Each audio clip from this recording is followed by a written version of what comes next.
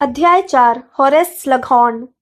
Harry पिछले कुछ दिनों से बड़ी आस लगाए था कि डंबलडोर उसे लेने आएंगे। इसके बावजूद उसे प्रिविट ड्राइव से डंबलडोर के साथ निकलते समय थोड़ा अजीब लग रहा था।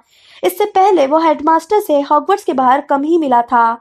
आमतौर पर उनके बीच एक डेस्क रहती थी। हैरी को उनसे हुई आखिरी मुलाकात बार बार याद आती रही, जिससे उसकी उलझन और बढ़ गई। उस मौके पर उसने बहुत ज्यादा चिल्ला चोट की थी और डंबलडोर के बहुत सारे कीमती सामानों को तोड़ने फोड़ने की पूरी कोशिश की थी।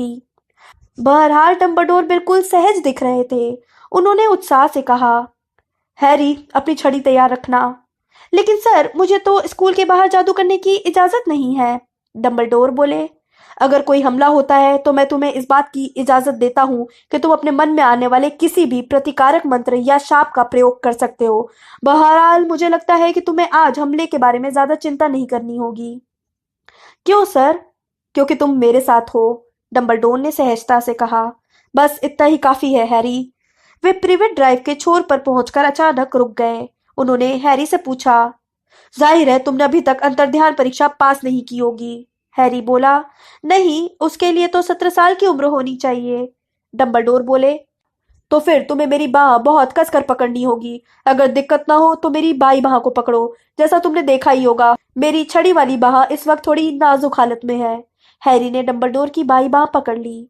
बहुत बढ़िया, डंबलडोर ने कहा। अच्छा, तो अब चलते हैं। हैरी को डंबलडोर की बाह खिंचती हुई महसूस हुई और उसने अपनी पकड़ दुगनी मजबूत कर दी। हर चीज तत्काल काली हो गई। उस पर सभी दिशाओं से बहुत ज्यादा दबाव पड़ने लगा। वह सांस नहीं ले सकता था। उसके सीने पर जैसे लोहे की छड़ें कस गई थीं। उसकी आंखों की पुतलियां उसके सिर में धसी जा रही थीं। उसके कान के पर्दे उसकी खोपड़ी में धसे जा रहे थे। और फिर उसने रात की बहुत सारी ठंडी हवा अपने फेफड़ों में भर ली और अपनी आंसू भरी आंखें खोली। उसे महसूस हुआ जैसे वह अभी अभी रबड़ की बहुत संकरी नली में से निकला हो। कुछ सेकंड बाद जाकर उसे एहसास हुआ कि प्रिवेट ड्राइव गायब हो चुका था। वह और डंबलडोर अब एक गांव के वीरान चौक में खड़े थे, जिसके बीच में युद्ध का एक पुराना स्मारक और कुछ बेंचें थीं। उसकी इंद्रियों के साथ ही उसकी समझ भी काम करने लगी और उसे एहसास हुआ कि अभी अभी वह जिंदगी में पहली बार अंतर्ध्यान हुआ था। ठीक हो? डंबलडोर ने उसकी तरफ गौर से देखते हुए पूछा। इसकी आदत पड़ने में वक्त लगता है। मैं ठीक हूँ, हैरी ने अपने कान मलते हुए कहा, जिनकी हालत ऐसी थी जैसे उन्होंने प्रिवेट ड्राइव को थोड़ी अनिच्छा से छोड़ा हो। लेकिन मुझे लगता है कि मैं झाड़ू की सवारी को ही ज्यादा पसंद करूंगा। डंबलडोर मुस्कुराए और उन्होंने अपने यात्री चोगे को अपने गले पर थोड़ा कसकर लपेटते हुए कहा, इस तरफ। वे तेजी से चल दिए। वे एक खाली सराय और कुछ मकानों के पास से गुजरे। पास के चर्च की घड़ी के अनुसार लगभग आधी रात हो चुकी थी। डंबलडोर ने कहा, तो मुझे बताओ हैरी, तुम्हारा निशान क्या यह अब भी दुखता है? हैरी ने अनजाने में अपना एक हाथ माथे तक उठाया और बिजली के आकार वाले निशान को मला। उसने कहा, नहीं, लेकिन मैं इस बात पर हैरान हूँ। मुझे लग रहा था कि वोल्डेमॉर्ट के ताकतवर बनने के बाद यह बहुत ज्यादा दुखेगा। उसने डंबलडोर की तरफ देखा, जिनके चेहरे पर संतुष्टि का भाव था। वे बोले, बहरहाल मेरा अनुमान दूसरा था। लॉर्ड वोल्डेमॉर्ट को आखिरकार एहसास हो गया है कि तुम उसके विचारों और भावनाओं को भांप रहे हो, जो उसके लिए बहुत खतरनाक साबित हो सकता है। ऐसा लगता है कि वह अब तुम्हारे खिलाफ गुप्त विद्या का इस्तेमाल कर रहा है। हैरी ने कहा, अच्छी बात है, इससे मुझे कोई दिक्कत नहीं है। वोल्डेमॉर्ट के विचारों के सदमे भरी झलक और परेशान करने वाले सपनों से छुटकारा पाकर वह खुश था। वे एक मोड़ मुड़कर एक टेलीफोन बूथ और बस स्टॉप के पास से गुजरे। हैरी ने कनखियों से डंबलडोर की तरफ दोबारा देखा। प्रोफेसर? हैरी, हम इस समय कहाँ हैं? हैरी, यह बडली बेबर्टन नाम का प्यारा गांव है। और हम यहाँ क्या कर रहे हैं? ओह हाँ, जाहिर है, मैं तुम्हें तो बताना ही भूल गया, डंबलडोर ने कहा। देखो, मैंने पिछले कुछ सालों में यह बात इतनी बार कही है कि मैं अब गिनती ही भूल गया हूँ। लेकिन एक बार फिर हमारे स्टाफ में एक सदस्य कम है। हम यहाँ मेरे एक पुराने साथी को मनाने आए हैं ताकि वह रिटायरमेंट छोड़कर हॉगवर्ट्स आ जाए। सर, मैं इस काम में कैसे मदद कर सकता हूँ? ओह, मुझे लगता है कि तुम्हारी मदद की जरूरत पड़ेगी, डंबलडोर ने अस्पष्टता से कहा। यहाँ बाई तरफ, हैरी। वे एक ऊंची संकरी सड़क पर चलने लगे, जिसके दोनों तरफ मकान थे। सभी खिड़कियों में अंधेरा था। पिछले 2 हफ्तों से प्रिवेट ड्राइव पर छाई अजीब सी ठंडक यहाँ भी मौजूद थी। हैरी के मन में दमपिशाचों का ख्याल आ गया। उसने पीछे पलटकर देखा और अपनी जेब में रखी छड़ी को पकड़कर आश्वस्त हो गया।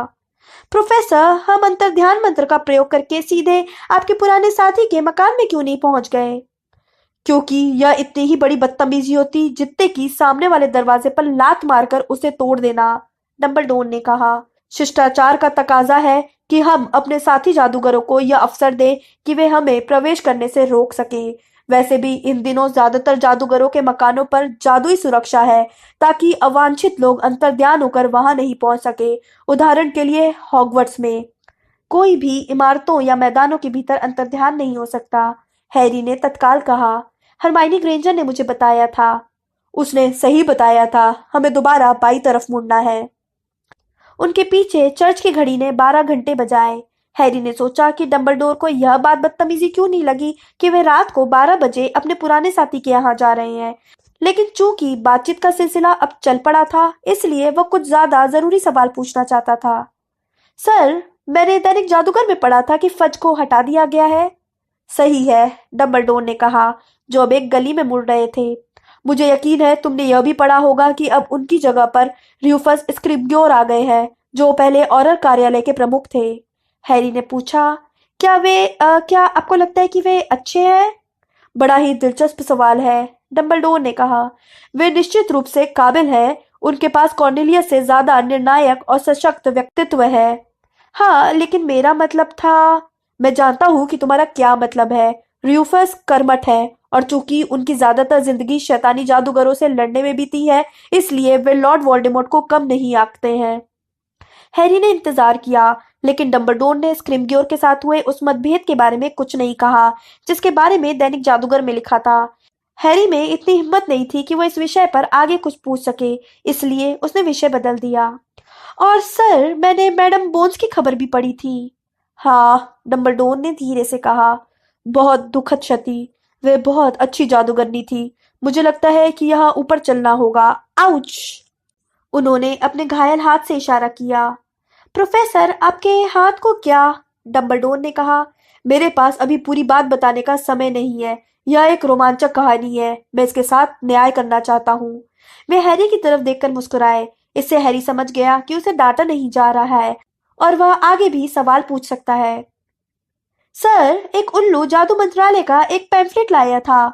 इसमें वे सुरक्षा कदम बताए गए हैं जो हम सभी को प्राण पक्षियों से रक्षा के लिए उठाने चाहिए। हाँ, मुझे भी मिला था, डंबलडोर ने अब भी मुस्कुराते हुए कहा।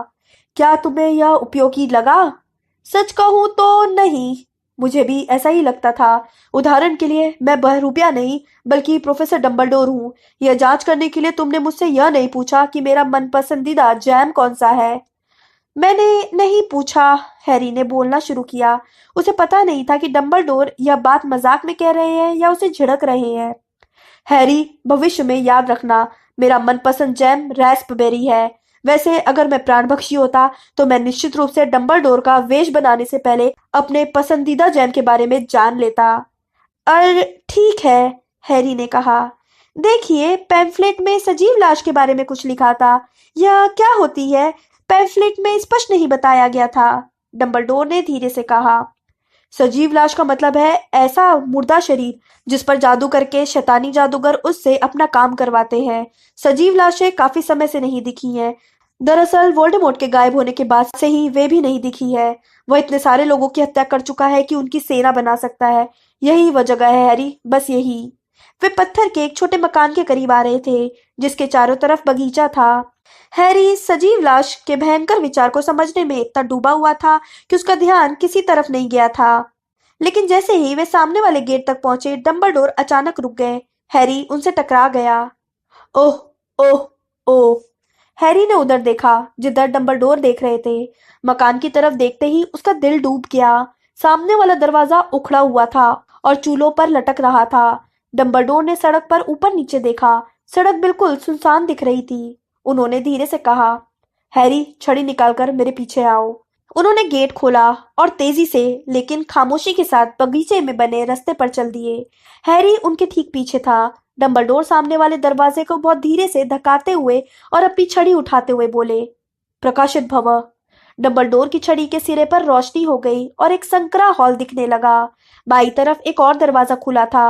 अपनी प्रकाशित छड़ी को ऊपर उठाकर डंबलडोर लिविंग रूम में पहुंच गए।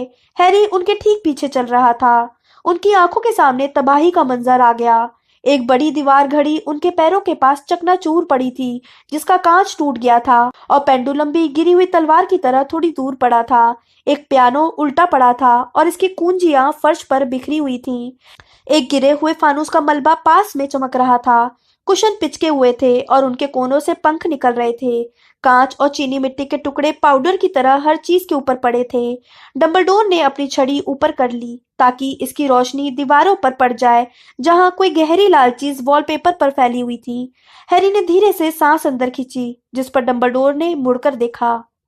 अच्छा संकेत नहीं है ना? उन्होंने भारी स्वर में कहा। हाँ, यहाँ कोई भयंकर घटना हुई है। डंबलडोर सावधानी से कमरे के बीच में पहुंचे और अपने पैरों के पास के मलबे की जांच करने लगे।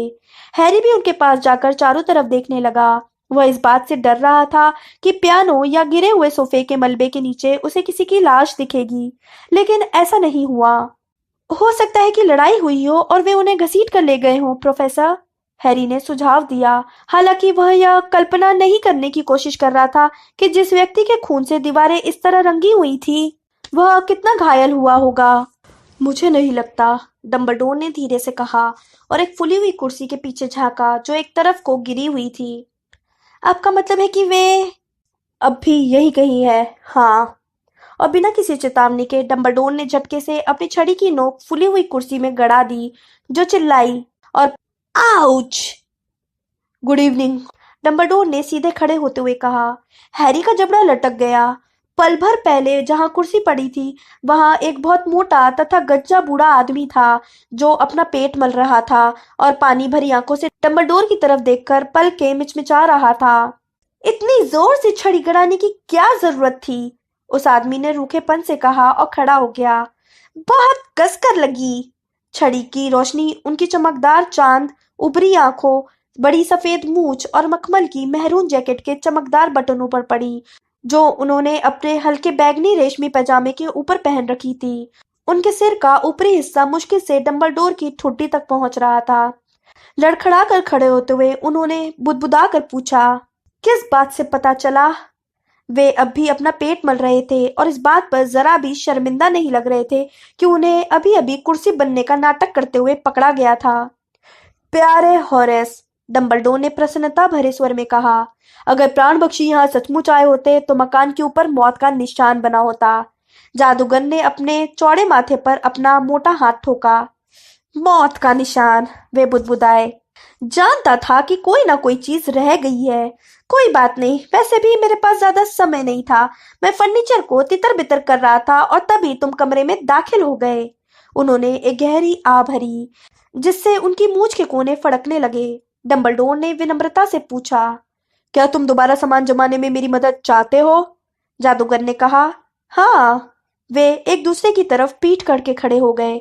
लंबे दुबले डंबलडोर और नाटे गोल मटोल हॉरेस अपनी छड़ियां एक जैसे अंदाज में लहराने लगे। फर्नीचर अपनी पुरानी जगह पर लौट गया। सजावटी सामान बीच हवा में दोबारा जुड़ गए। पंख दोबारा कुशन में चले गए। फटी हुई पुस्तकें जुड़ गई और अपने अपने शेल्फ पर पहुंच गई। तेल से जलने वाली लालटेनें टेबल पर पहुंचकर फिर से जल गई। चांदी की टूटी हुई तस्वीरों के बहुत सारे चमकते हुए फ्रेम कमरे के पार उड़े और एक डेस्क पर सही सलामत पहुंच गए। चटकी, टूटी, फटी और बिखरी चीजें ठीक हो गई। दीवारें खुद ब खुद साफ हो गई। पुरानी दीवार घड़ी जुड़ गई और घंटे बजाने लगी। डंबलडोर ने घड़ी के घंटों की आवाज के ऊपर जोर से पूछा, वैसे यह किसका खून था? दीवारों पर ड्रैगन का, हॉरेस नाम के जादूगर ने चिल्लाकर कहा, जब जोरदार आवाज के साथ फानूस दोबारा छत पर लटक गया। पियानो से आखिरी छन हुई और फिर खामोशी छा गई। हाँ, ड्रैगन का, जादूगर ने बात करने के अंदाज में कहा। मेरी आखिरी बोतल थी और इस वक्त इसकी कीमतें आसमान छू रही हैं। खैर, ये दोबारा काम में आ सकता है। वे साइन बोर्ड पर रखी कांच की एक छोटी शीशी के पास तक गए और उसे रोशनी में उठाकर अंदर भरे गाढ़े द्रव की जांच करने लगे। थोड़ी धूल है। उन्होंने बोतल दोबारा साइन बोर्ड पर रख दी और आ भरी। उसी वक्त उनकी निगाह हैरी पर पड़ी। ओहो, उन्होंने कहा और उनकी बड़ी गोल आंखें हैरी के माथे तथा बिजली के आकार के निशान पर पड़ी। ओहो, डंबलडोर परिचय करवाने के लिए आगे आते हुए बोले, यह हैरी पॉटर है और हैरी, ये मेरे पुराने दोस्त और सहकर्मी हॉरेस स्लगहॉर्न है। स्लगहॉर्न डंबलडोर की तरफ मुड़े और उनके चेहरे पर एक चालाकी भरा भाव था। तो तुम्हें लगता है कि तुम मुझे इस तरह राजी कर लोगे, है ना? मेरा जवाब अब भी नहीं है, एल्बस। वे हैरी के पास से गुजरे और उनका चेहरा संकल्प में तना हुआ था, जैसे वे किसी प्रलोभन से बचने की कोशिश कर रहे हों। मुझे लगता है कि एक एक ड्रिंक हो जाना चाहिए, डंबलडोर ने कहा, पुराने दिनों की खातिर। स्लगहॉर्न झिझके, फिर उन्होंने रूखेपन से कहा, तो फिर ठीक है, बस एक ड्रिंक। डंबलडोर हैरी की तरफ देखकर मुस्कुराए और उन्होंने उसे उस कुर्सी पर बैठने का इशारा किया जैसी कुर्सी बनने का स्लगहॉर्न ने नाटक किया था।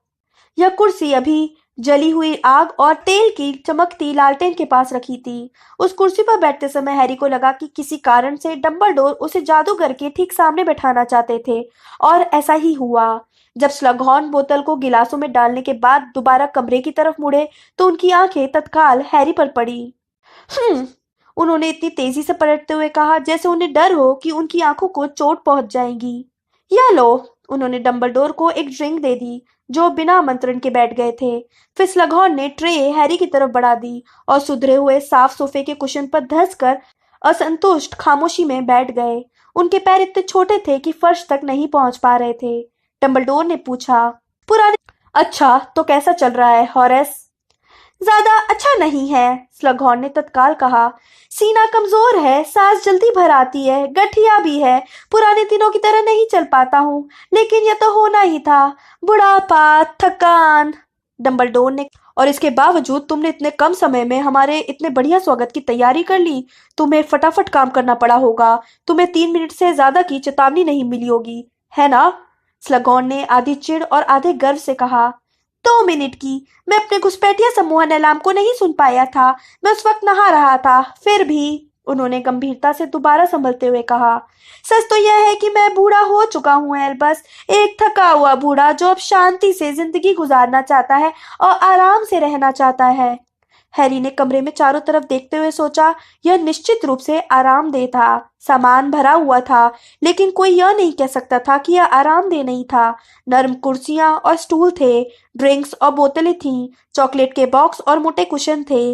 अगर हैरी को यह पता नहीं होता कि ये जादूगर यहाँ रहते हैं, तो वह यह अंदाजा लगा सकता था कि यह घर किसी अमीर आडंबर प्रिय बुढ़िया का होगा। डंबलडोर ने कहा, हॉरेस, तुम अभी उतने बूढ़े भी नहीं हुए हो जितना कि मैं हूँ। शायद तुम्हें भी अपने रिटायरमेंट के बारे में सोचना चाहिए, स्लगहॉर्न ने रूखेपन से कहा। उनकी पीली आंखें डंबलडोर के घायल हाथ पर पड़ी। मैं देख रहा हूँ कि अब तुम्हारे हाथ भी पहले जितनी तेजी से नहीं चल पाते हैं। तुम बिल्कुल ठीक कह रहे हो, डंबलडोर ने शांतिपूर्वक कहा और अपनी आस्तीन हिलाकर जली तथा काली उंगलियों के कोने देखे। उन्हें देखकर हैरी के रोंगटे खड़े हो गए। बेशक अब मैं पहले से ज्यादा धीमा हो गया हूँ, लेकिन दूसरी तरफ, उन्होंने कंधे उचका दिए और अपने हाथ चौड़े फैला लिए, जैसे कह रहे हो कि उम्र के अपने पुरस्कार होते हैं। हैरी ने देखा कि उनके सही सलामत हाथ में एक अंगूठी थी। उसने डंबलडोर के हाथ में यह अंगूठी पहले कभी नहीं देखी थी। अंगूठी बड़ी थी और सोने की लग रही थी। इसमें एक भारी काला पत्थर था जो बीच से चटका हुआ था। स्लगहॉर्न की आंखें भी एक पल के लिए अंगूठी पर पड़ी और उनके चौड़े माथे पर पल भर के लिए एक हल्की सी त्योरी दिखने लगी। डंबलडोर ने पूछा, हॉरेस, घुसपैठियों के खिलाफ इतने सारे सुरक्षा इंतजाम, ये प्राणभक्षियों के लिए थे या मेरे लिए?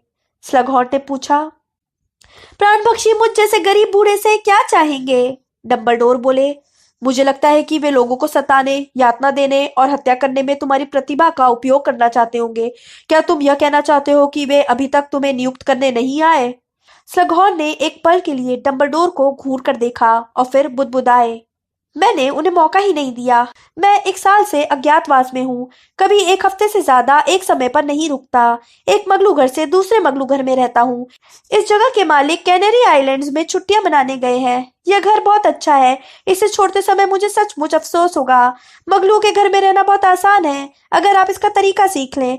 वे लोग मुखबिर यंत्र के बजाय बर्गलर अलार्म का इस्तेमाल करते हैं। बस उस पर एक आसान सा निष्क्रियता सम्मोहन मार दो और यह ध्यान रखो कि पड़ोसी आपको पियानो लाते ना देख लें।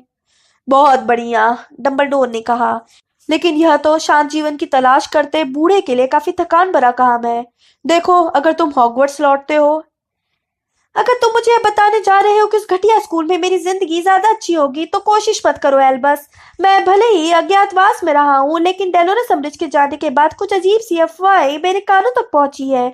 अगर तुम टीचर्स के साथ आजकल इस तरह का सलूक करते हो। प्रोफेसर अम्बरिज ने सेंटोस के समूह को गुस्सा दिला दिया था। डंबलडोर ने कहा, मुझे लगता है कि अगर कोई जंगल में जाकर गुस्सैल सेंटोस से तुम गंदे अर्ध प्रजाति के कहता है, तो वह समझदारी का परिचय नहीं देता है। उसने ऐसा कहा? स्लगहॉर्न ने कहा। मूर्ख औरत, मुझे वो कभी पसंद नहीं थी।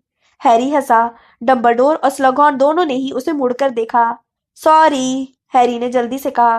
बात यह है कि मैं भी उन्हें ज्यादा पसंद नहीं करता हूँ। डंबलडोर अचानक उठकर खड़े हो गए। क्या तुम जा रहे हो? स्लगहॉर्न ने तत्काल आशा भरे स्वर में पूछा। डंबलडोर ने कहा, नहीं, मैं सोच रहा था कि मैं तुम्हारे बाथरूम का इस्तेमाल कर लूं। स्लगहॉर्न ने निराशा से कहा, ओह, बाई तरफ वाला दूसरा दरवाजा। डंबलडोर ने कमरा पार किया। जब उनके जाने के बाद दरवाजा बंद हो गया तो खामोशी छा गई। कुछ पल बाद स्लगहॉर्न उठकर खड़े हो गए। लगता था उन्हें समझ में नहीं आ रहा था कि वे क्या करें। उन्होंने हैरी की तरफ चोरी से देखा, फिर आग के पास जाकर अपनी कमर सेकने के लिए उसकी तरफ पीठ मोड़ी। उन्होंने अचानक कहा, अच्छी तरह जानता हूं कि वे तुम्हें यहाँ क्यों लाए हैं। हैरी बस स्लगहॉर्न को देखता रहा। स्लगहॉर्न की पानीदार आंखें हैरी के निशान पर फिसली और इस बार उन्होंने उसके बाकी चेहरे को भी ढंग से देखा। तुम अपने डैडी जैसे दिखते हो। हाँ, मुझे लोगों ने बताया है, हैरी बोला। सिवाय तुम्हारी आंखों के, तुम्हारी आंखें मेरी मम्मी जैसी हैं। हाँ, हैरी ये बात इतनी बार सुन चुका था कि अब इससे ऊब गया था। हाँ, अच्छा। टीचर को कभी खास प्रिय विद्यार्थी नहीं रखने चाहिए, लेकिन वह मेरी प्रिय विद्यार्थी थी। स्लगॉन ने हैरी की सवालिया निगाह को देखते हुए जोर दिया। तुम्हारी माँ लिली इवाइंस बहुत ही बुद्धिमान थी, जोशीली प्यारी लड़की। मैं उससे अक्सर कहता था कि उसे तो मेरे हाउस में होना चाहिए था। वो बहुत दबंग जवाब देती थी। आपका हाउस कौन सा था? मैं नागशक्ति हाउस का प्रमुख था, स्लगहॉर्न ने कहा। फिर हैरी के चेहरे का भाव देखकर वे उसकी तरफ उंगली हिलाते हुए जोर से बोले, इस बात से मेरे खिलाफ मत हो जाना। मुझे लगता है तुम भी अपनी माँ की तरह गरुड़द्वार में होगे। हाँ, आमतौर पर परिवार के सदस्य एक ही हाउस में होते हैं। वैसे ऐसा हमेशा नहीं होता। कभी सीरियस ब्लैक का नाम सुना है? तुमने सुना होगा, 2 साल से अखबार में छप रहा है। वो कुछ हफ्ते पहले मर गया है। ऐसा लगा जैसे किसी अदृश्य हाथ ने हैरी की आंतों को मोड़ दिया हो और उन्हें कसकर जकड़ लिया हो। देखो, वह स्कूल में तुम्हारे डैडी का बहुत अच्छा दोस्त था। पूरा ब्लैक खानदान मेरे हाउस में था, लेकिन सीरियस गरुड़द्वार में चला गया। अफसोस, वो बहुत प्रतिभावान था। जब उसका भाई रेगुलस हॉगवर्ट्स आया तो वह मुझे मिल गया, लेकिन मुझे पूरा खानदान इकट्ठा करना अच्छा लगता। ऐसा लग रहा था जैसे नीलामी में किसी दूसरे ने ऊंची बोली लगाकर सामान ले लिया हो, जिससे उत्साही संग्राहक को निराशा हुई हो। यादों में गुम स्लगहॉर्न ने सामने वाली दीवार को घूरा और उस जगह पर थोड़े से मुड़े ताकि उनकी पूरी पीठ पर एक सी गर्मी रहे। जाहिर है तुम्हारी माँ मगलू परिवार की थी। जब मुझे पता चला तो मुझे तो यकीन ही नहीं हुआ। वो इतनी अच्छी थी कि मैंने सोचा था कि वह शुद्ध खून की होगी। मेरी सबसे अच्छी दोस्त भी एक मगलू परिवार की लड़की है, हैरी ने कहा, और वह हमारे ईयर में सर्वश्रेष्ठ विद्यार्थी है। स्लगहॉर्न ने कहा, अजीब बात है कि ऐसा कई बार होता है ना? हैरी ठंडेपन से बोला, इसमें कोई अजीब बात नहीं है। तुम्हें यह नहीं सोचना चाहिए कि मैं पूर्वाग्रह से ग्रस्त हूँ, उन्होंने कहा। नहीं नहीं नहीं, मैंने अभी अभी बताया था ना कि तुम्हारी माँ मेरी सबसे प्रिय विद्यार्थियों में से एक थी, और उसके बाद वाले ईयर में डर्क क्रेसलवेल भी था। जाहिर है अब वह पिशाच संपर्क कार्यालय का प्रमुख है। वह भी मगलू परिवार में पैदा हुआ था, बहुत ही प्रतिभाशाली था। वह आज तक मुझे ग्रीन गॉट में होने वाली गतिविधियों की बहुत ही बढ़िया अंदरूनी जानकारी देता है। वे थोड़े ऊपर नीचे उछले और आत्मसंतुष्ट अंदाज में मुस्कुराए। उन्होंने टेबल पर रखे कई चमकते फ्रेमों की तरफ इशारा किया, जिनमें लगी तस्वीरों में वे लोग हिल रहे थे। सभी पूर्व विद्यार्थी हैं, सब पर उनके साइन हैं। वह तुम्हें दैनिक जादूगर का संपादक बर्नाबैस कफ दिखेगा।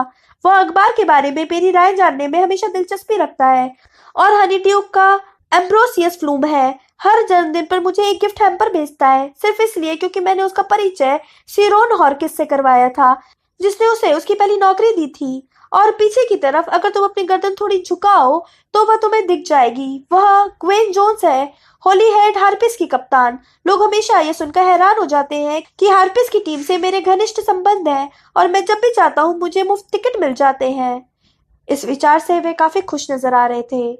और ये सब लोग जानते हैं कि आप कहाँ हैं ताकि वे आपको सारा सामान भेज सके? हैरी ने कहा, जो ये सोच रहा था कि अगर चॉकलेटों के हैम्पर, क्विडिच टिकट और सलाह मांगने के लिए उत्सुक आगंतुक स्लगहॉर्न तक पहुंच सकते हैं तो फिर प्राण बख्शी अब तक उनके पास क्यों नहीं पहुंच पाए थे।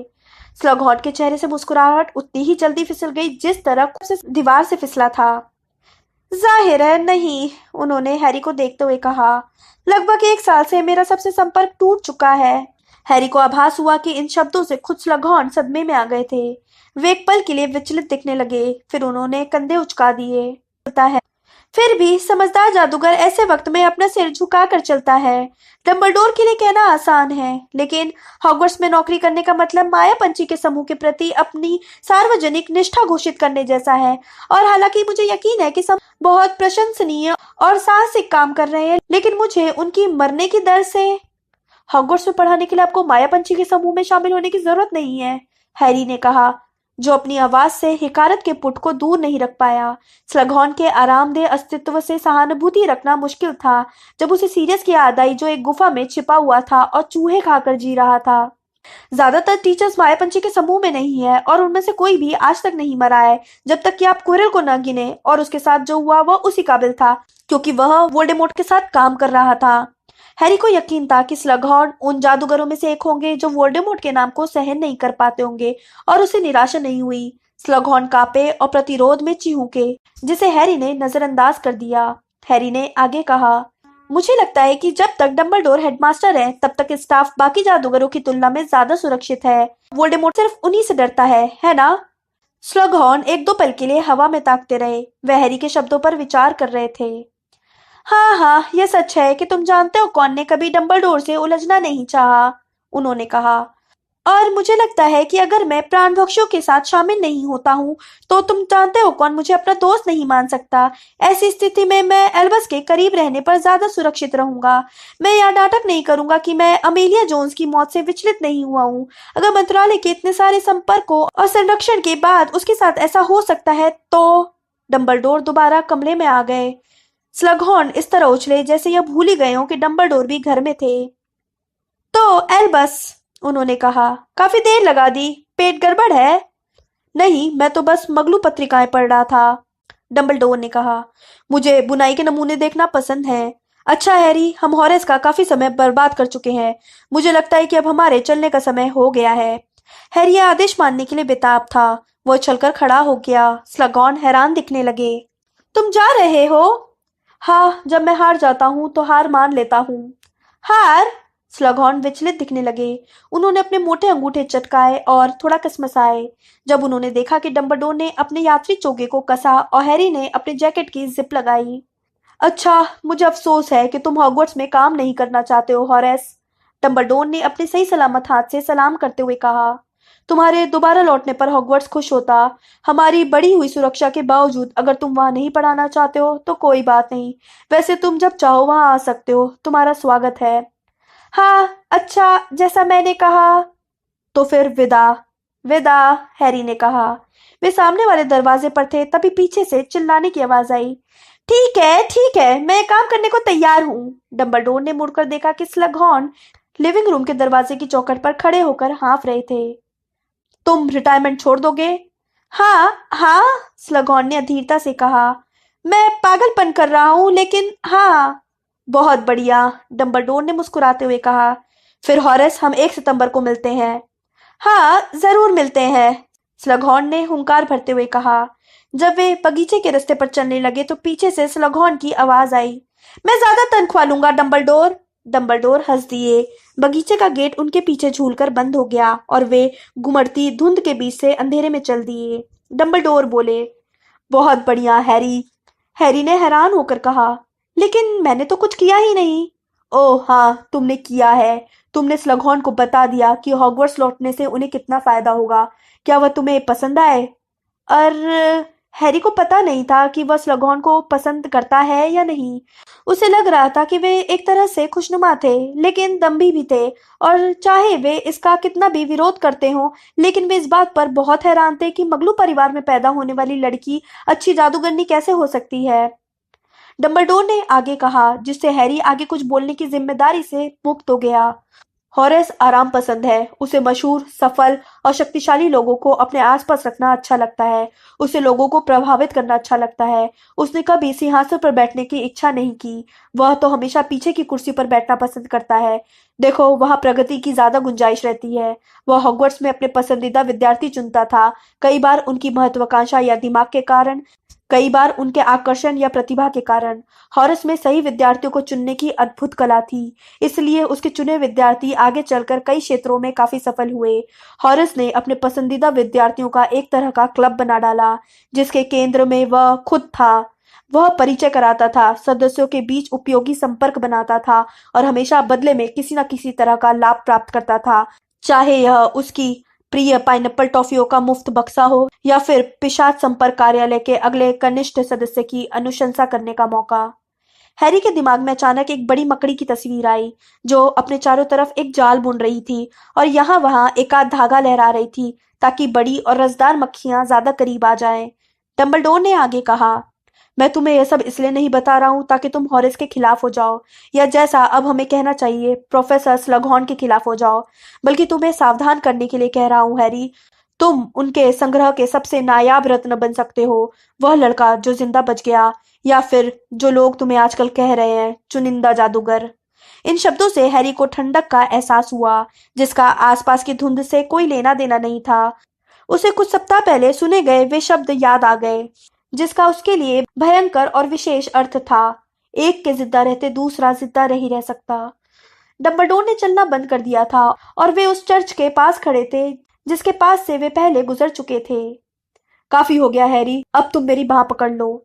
इस बार हैरी अंतर्ध्यान के लिए तैयार था, लेकिन इसके बावजूद उसे यह पसंद नहीं आया। जब दबाव खत्म हो गया और वो एक बार फिर सांस ले सकता था, तो उसने पाया कि वह डंबलडोर के साथ एक देहाती सड़क पर खड़ा था और दुनिया में अपनी दूसरी सबसे प्रिय इमारत की छाया देख रहा था, रॉन का घर।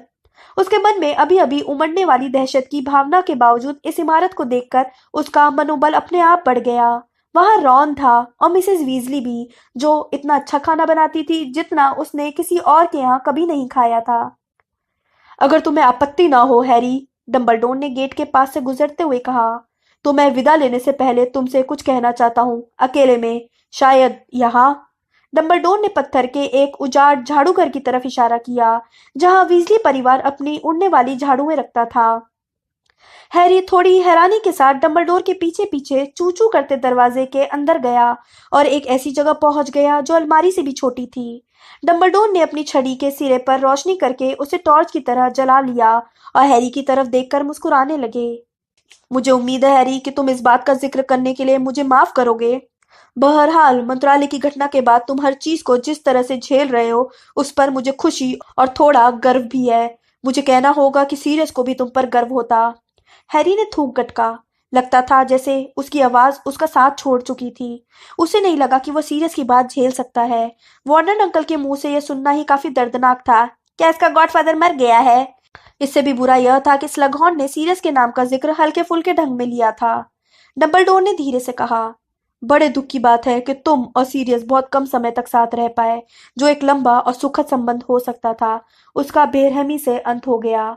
हैरी ने सिर हिलाया। उसकी आंखें इस वक्त उस मकड़ी पर जमी हुई थी जो अब डंबलडोर के हेड पर चढ़ रही थी। वह जानता था कि डंबलडोर समझते थे। वे समझ गए थे कि उनकी चिट्ठी के मिलने पर हैरी ने डसली परिवार में अपना लगभग सारा समय बिस्तर पर लेटे लेटे बिताया था। वे जानते थे कि वह ठीक से खाना नहीं खाता था और धुंध भरी खिड़की को घूरता रहता था। यह धुंध उस खोखले ठंडेपन से भरी थी जिसे हैरी दमपिशाचों से जुड़ा हुआ मानता था।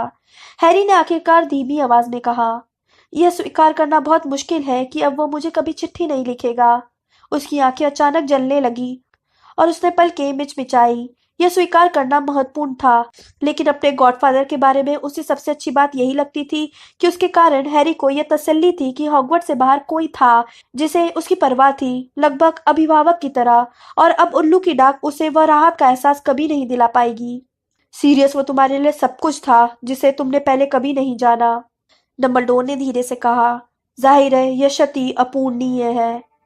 लेकिन जब मैं डसली परिवार में था, हैरी ने बीच में कहा और उसकी आवाज ज्यादा दृढ़ हो गई, तो मुझे एहसास हो गया कि मैं कमरे में बंद नहीं रह सकता या मानसिक संतुलन नहीं खो सकता। सीरियस ऐसा कभी नहीं चाहता, है ना? और वैसे भी जिंदगी बहुत छोटी होती है। मैडम बोन्स को ही देख लीजिए, एमेलिन वेंस को देखिए, अगला नंबर मेरा हो सकता है ना? लेकिन अगर ऐसा हुआ, उसने खूंखार अंदाज में कहा और डंबलडोर की नीली आंखों में देखा जो छड़ी की रोशनी में चमक रही थी, तो मैं अपने साथ ज्यादा से ज्यादा प्राण भक्षियों को ले जाऊंगा। और अगर मैं यह कर सका तो वोल्डेमॉर्ट को भी। अपने मम्मी डैडी के बेटे और सीरियस के सच्चे गॉडसन की तरह कहा। डंबलडोर हैरी की पीठ पर हल्के से प्रशंसा की धौल जमाते हुए बोले। मैं तुम्हारी बात पर अपना सिर उतार कर सलाम करता, लेकिन मुझे डर है कि ऐसा करने पर तुम पर मकड़ियों की बारिश हो जाएगी। और अब हैरी, इसी से जुड़े एक विषय पर आते हैं। मुझे लगता है कि तुम पिछले 2 सप्ताहों से दैनिक जादूगर अखबार ले रहे हो। हाँ, हैरी ने कहा और उसका दिल थोड़ी ज्यादा तेजी से धड़कने लगा। तो तुमने देखा ही होगा कि भविष्यवाणी के हॉल में तुम्हारे अभियान से संबंधित खबरों की बाढ़ सी आ गई है। हाँ, हैरी ने दोबारा कहा। और अब हर व्यक्ति जानता है कि मैं ही। नहीं, कोई नहीं जानता, डंबलडोर ने उसे बीच में रोकते हुए कहा। दुनिया में सिर्फ 2 लोग ही उस भविष्यवाणी का पूरा विवरण जानते हैं जो तुम्हारे और लॉर्ड वोल्डेमॉर्ट के बारे में की गई है, और वे दोनों ही इस वक्त मकड़ियों से भरे बदबूदार जादूघर में खड़े हैं। बहरहाल ये सच है कि कई लोगों ने सही अंदाजा लगा लिया है कि वोल्डेमॉर्ट ने अपने प्राणभक्षियों को एक भविष्यवाणी चुराने भेजा था और उस भविष्यवाणी का संबंध तुमसे था। मुझे लगता है कि तुमने भविष्यवाणी में कई बातों के बारे में किसी को नहीं बताया होगा। नहीं, हैरी बोला। कुल मिलाकर यह समझदारी भरा निर्णय था, डंबलडोर ने कहा। हालांकि मुझे लगता है कि तुम्हें यह बात अपने दोस्तों मिस्टर रोनाल्ड विजली और मिस हरमाइनी ग्रेंजर को बता देनी चाहिए। हाँ, उन्होंने आगे कहा, जब हैरी बहुत चक्का दिखने लगा। मुझे लगता है कि उन्हें यह बात पता होना चाहिए। इतनी महत्वपूर्ण बात उन्हें नहीं बताना उनकी दोस्ती का अपमान होगा। मैं यह नहीं चाहता था कि वे परेशान हो जाएं या डर जाएं। डंबलडोर ने अपने आधे चांद के आकार के चश्मे के ऊपर से हैरी को देखते हुए कहा। या शायद तुम यह स्वीकार नहीं करना चाहते हो कि तुम खुद परेशान और डरे हुए हो। हैरी, तुम्हें अपने दोस्तों की जरूरत है। जैसा तुमने बिल्कुल ठीक कहा है, सीरियस यह कभी नहीं चाहता कि तुम खुद को बंद कर लो। हैरी ने कोई जवाब नहीं दिया, लेकिन डंबलडोर जवाब चाहते भी नहीं थे। वे आगे बोले। अब इसी से जुड़े हुए लेकिन अलग विषय पर बात करें। मेरी इच्छा है कि इस साल तुम मुझसे अलग से सीखो। अलग से? आपसे? हैरी ने कहा और आश्चर्य के साथ अपनी चिंतित खामोशी से बाहर आ गया। हाँ, मुझे लगता है कि अब समय आ गया है कि मैं तुम्हारी शिक्षा पर ज्यादा ध्यान दूं। आप मुझे सिखाएंगे, सर? ओह, कुछ बातें इधर की कुछ बातें उधर की, डंबलडोर ने हवाई अंदाज में कहा। हैरी ने उम्मीद से इंतजार किया, लेकिन डंबलडोर ने विस्तार से कुछ नहीं बताया। इसलिए उसने उनसे एक और चीज के बारे में पूछ लिया जो उसे थोड़ा परेशान कर रही थी। अगर मैं आपसे पढ़ूंगा तो मुझे स्नेप से गुप्त विद्या सीखने की जरूरत नहीं होगी, है ना? Professor Snape? हैरी, नहीं, तुम्हें उससे नहीं सीखना होगा। अच्छी बात है, हैरी ने राहत से कहा, क्योंकि वह रुक गया, क्योंकि वह अपने दिल की बात उजागर नहीं करना चाहता था। डंबलडोर ने सिर झुकाते हुए कहा, मुझे लगता है कि यहाँ भयंकर शब्द अच्छा रहेगा। हैरी हंस पड़ा। अच्छा, इसका मतलब यह है कि अब प्रोफेसर स्नेप से मेरा ज्यादा पाला नहीं पड़ेगा, उसने कहा, क्योंकि वे मुझे आगे जादुई काढ़े की पढ़ाई नहीं करने देंगे जब तक कि मुझे ओडब्ल्यूएल में आउटस्टैंडिंग ना मिला हो, जो कि मैं जानता हूं कि मुझे नहीं मिलेगा। अपने ओडब्ल्यूएल के बारे में तब तक कुछ मत बोलो जब तक कि वे तुम्हें मिल न जाए, डंबलडोर ने गंभीरता से कहा। अब यह बात उठ ही गई है तो मुझे लगता है कि परीक्षा परिणाम आज सुबह ही आ जाएंगे। अब हमारे विदा होने से पहले 2 बातें और। पहली बात तो यह कि मैं चाहता हूं कि आगे से तुम अपना अदृश्य चोगा हर समय अपने पास रखो, हॉगवर्ट्स में भी, ताकि वक्त जरूरत काम आ सके, समझ गए? हैरी ने सिर हिलाया। और दूसरी बात, तुम्हारे यहाँ रहते समय जादू मंत्रालय ने रॉन के घर को सर्वोच्च सुरक्षा प्रदान की है। इसकी वजह से आर्थर और मॉली को थोड़ी असुविधा हो रही है। उदाहरण के लिए, उनकी सारी डाक मंत्रालय में जांच के बाद ही उनके पास पहुंचती है। उन्हें इससे जरा भी दिक्कत नहीं है, क्योंकि उन्हें तुम्हारी सुरक्षा की सबसे ज्यादा चिंता है। बहरहाल, अगर तुमने उनके यहाँ रहते समय अपनी गर्दन खतरे में डाली तो यह उनके त्याग का उचित प्रतिदान नहीं होगा। मैं समझ गया, हैरी ने फौरन कहा। तो फिर ठीक है, डंबलडोर ने झाड़ू घर का दरवाजा धक्का कर खोला और अहाते में पहुंच गए। मुझे किचन में रोशनी दिख रही है। अब हम मॉली को मौका देते हैं कि वह तुम्हें देखकर कह सके कि तुम कितने दुबले हो गए हो।